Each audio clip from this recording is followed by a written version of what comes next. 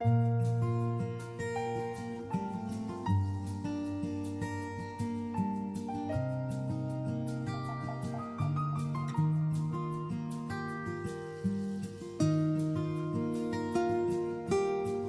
el nombre del Padre, y del Hijo, y del Espíritu Santo.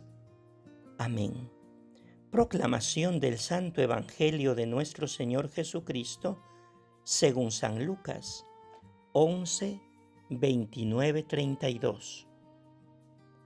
En aquel tiempo, la multitud se apiñaba alrededor de Jesús, y éste comenzó a decirles: la gente de este tiempo es una gente perversa. Pide una señal, pero no se le dará más señal que la de Jonás. Pues así como Jonás fue una señal para los habitantes de Nínive, lo mismo será el Hijo del Hombre para la gente de este tiempo. Cuando sean juzgados los hombres de este tiempo, la reina del sur se levantará el día del juicio para condenarlos, porque ella vino desde los últimos rincones de la tierra para escuchar la sabiduría de Salomón. Y aquí hay uno que es más que Salomón. Cuando sea juzgada la gente de este tiempo, los hombres de Nínive se levantarán el día del juicio para condenarla, porque ellos se convirtieron con la predicación de Jonás, y aquí hay uno que es más que Jonás. Palabra del Señor, gloria a ti, Señor Jesús. Saludos para todos en este miércoles de la primera semana del tiempo de la Cuaresma. Hoy celebramos a San Pedro Damián. Nació en Ravenna en el año 1007, último de una numerosa familia. Quedó huérfano de padre siendo niño y, ayudado por su hermano mayor, Damiano, estudió en Ravenna, en Fensa y en Padua. Profesor de la Universidad de Parma, entró en el monasterio camaldulense de Fonte Avellana, del que fue su prior. Estuvo al servicio de 6 papas. Fue obispo y cardenal de Ostia, gran mensajero de paz y de unidad en la Iglesia. Murió en Fensa en 1072, cuando regresaba de la última misión de paz. León XII lo proclamó doctor de la Iglesia. Unos puntos de reflexión en torno al Evangelio de hoy en nuestro espacio Palabra, Espíritu y Vida. En tiempo de Cuaresma, la liturgia privilegia los textos que nos ayudan a convertirnos y a cambiar de vida. Lo que más ayuda en la conversión son los hechos de la historia del pueblo de Dios. En el Evangelio de hoy, Jesús habla de 2 episodios del pasado, el de Jonás y el de la reina de Saba, y los transforma en espejo para que la gente descubra en ellos el llamado de Dios a la conversión. Unos puntos de reflexión. Primero, la generación mala que pide una señal.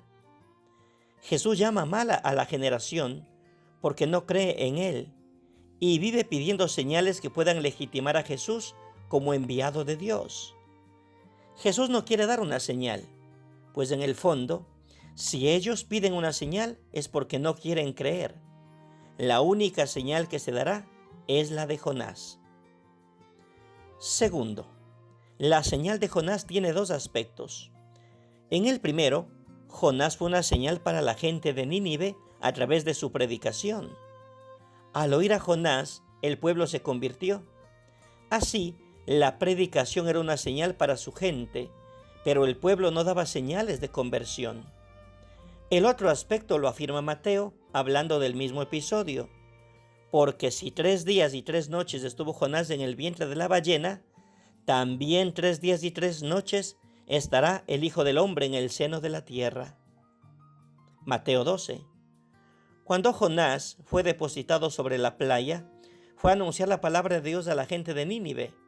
Asimismo, después de la muerte y de la resurrección, al tercer día, la buena nueva será anunciada al pueblo de Dios. Tercero, Jesús evoca la historia de la reina de Saba, que vino de lejos para ver y oír la sabiduría de Salomón. Y por eso 2 veces Jesús afirma, aquí hay alguien que es mayor que Salomón, aquí hay alguien que es mayor que Jonás. Cuarto, un aspecto importante que está detrás de esa discusión entre Jesús y los líderes es la manera diferente como Jesús y sus adversarios se sitúan ante Dios. El libro de Jonás es una parábola que critica la mentalidad de los que querían a Dios solo para los judíos. En la historia de Jonás, los paganos se convirtieron ante su predicación y Dios los acogió en su bondad y no destruyó la ciudad. Cuando vio que Dios acoge al pueblo de Nínive y no destruyó la ciudad, Jonás sintió un disgusto enorme. Irritado rezó al Señor en estos términos: «Ah, Yahvé, ya me lo decía yo cuando estaba en mi tierra. Por algo me adelanté a huir a Tarsis, porque sé que eres un Dios compasivo y clemente, paciente y misericordioso, que te arrepientes de las amenazas. Pues bien, Señor, quítame la vida, más vale morir que vivir». Jonás 4. Jonás era una señal para los judíos del tiempo de Jesús y lo es una señal para nosotros. Pues como él, aparece en nosotros una mentalidad según la cual los cristianos tenemos una especie de monopolio de Dios y que todos los demás deben volverse cristianos. Esto es proselitismo. Jesús pide que todos sean discípulos, que como él irradien y anuncien la buena nueva del amor de Dios a todos los pueblos.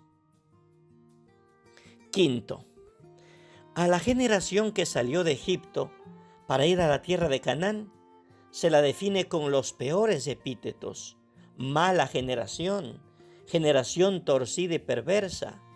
Siglos después, será refrendada como retrato moral de un conjunto de malvados denominado generación contumaz y rebelde.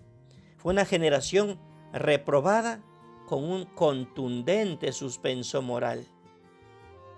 Otra generación mal parada es la de Jeremías, que experimentará uno de los momentos más humillantes. Perdió su tierra, su independencia, todos los símbolos de su identidad nacional, incluido el templo. Generación objeto de su ira es la expresión usada para describirla. Los pecados acumulados por causa de su cerrazón y desobediencia reiterada la hicieron merecedora de llevar ese terrible estigma. Como hemos escuchado hoy, Jesús empleó para referirse a su gente estas expresiones: generación incrédula, generación perversa. Su diagnóstico no es distinto del que hicieron Moisés o Jeremías.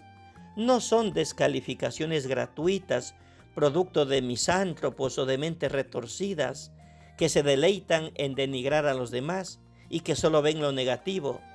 Son la conclusión a la que llegaron al constatar un mal moral arraigado y extendido en el tejido social. San Pedro exhortó a sus oyentes del día de Pentecostés en estos términos: sean salvos de esta perversa generación, lo que muestra la coincidencia entre el maestro y el discípulo sobre la condición moral y espiritual de sus contemporáneos. Pero la salvación pertenece a aquella generación. San Pablo, escribiendo a los cristianos de Filipo, les recuerda lo que son: irreprensibles y sencillos, hijos de Dios sin mancha, en medio de una generación malvada y perversa. Filipos no era cualquier ciudad del Imperio Romano. Estaba ubicada en la región de Macedonia. Era una pequeña Roma, pues sus habitantes tenían la ciudadanía romana. Era una civilización con logros jurídicos, políticos, culturales, militares. Pero Pablo, ciudadano romano también, describe a esa generación en los mismos términos que Moisés, Jeremías, Jesús o Pedro describieron a las suyas. Filipos recibe los mismos apelativos condenatorios que ya recibieron otros anteriormente. Nuestra generación, en el hoy y en el aquí de la historia, supera en avances científicos, tecnológicos y logros a todas las generaciones anteriores, pero en el plano moral no se diferencia de ellas ni un ápice. Al contrario, ha renegado del Señor y desciende más que las otras, llegando a unos niveles de depravación desconocidos.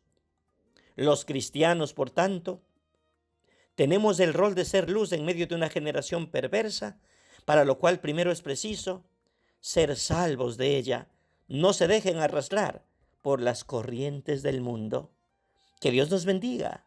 ¿Somos parte de una generación santa o de una generación perversa? Dios nos ayude a estar en lo segundo. En el nombre del Padre, y del Hijo, y del Espíritu Santo. Amén. Abundantes bendiciones.